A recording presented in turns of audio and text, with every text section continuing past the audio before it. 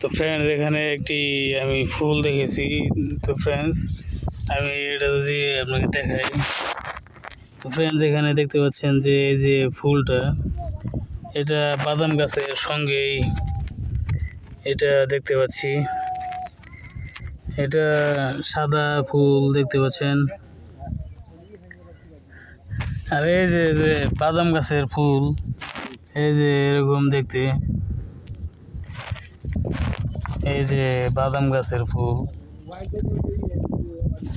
আর বাদাম এই যে আমি একটি টান দিয়ে তুলে দেখাচ্ছি, এই যে বাদাম দেখতে এরকম।